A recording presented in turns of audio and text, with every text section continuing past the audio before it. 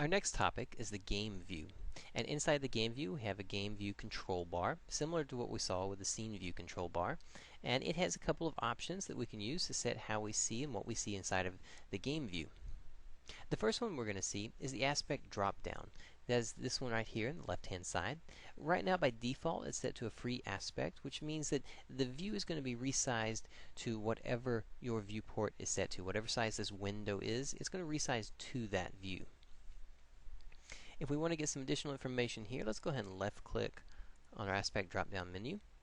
And inside of here, we can see that we've got some different ratios we can play with. We've got a 5 to 4, 4 to 3, 3 to 2, 16 to 10, 16 to 9, and a standalone 1024 by 768. By selecting on these, this is going to constrain our view. So let's say we select a 4 by 3. You can see that it has changed our view.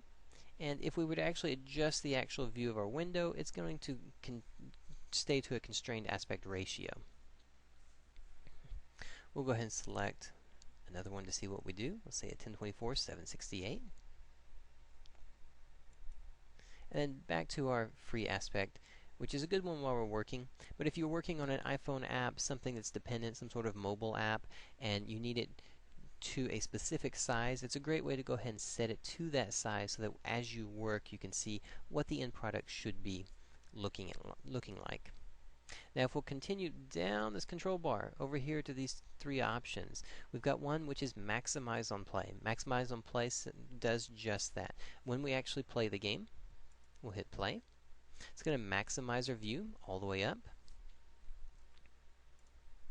and return back to normal size when it's done.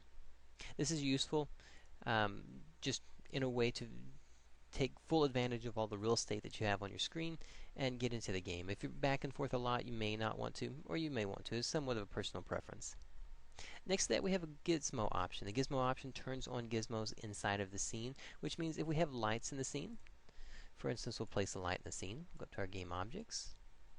We'll place a point light in the scene. And let's just move that one around a little. Go back to our game view, do Gizmo. And now we can see the gizmo inside of the scene right here. It's simply drawing the gizmos in the scene so you get an idea of where those objects are if you need to. Next to that one, we have an option for stats. And without getting into too much detail with the stats, we can get a basic overview and a feel for what's going on. This is going to be our statistics for the scene that we have right now.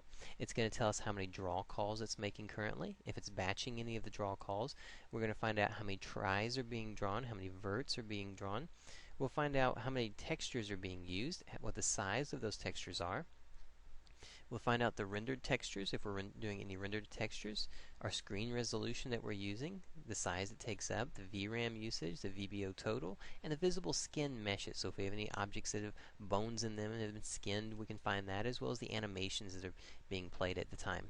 So this is a great way of going in and getting some general information about the game itself while you're playing out the game.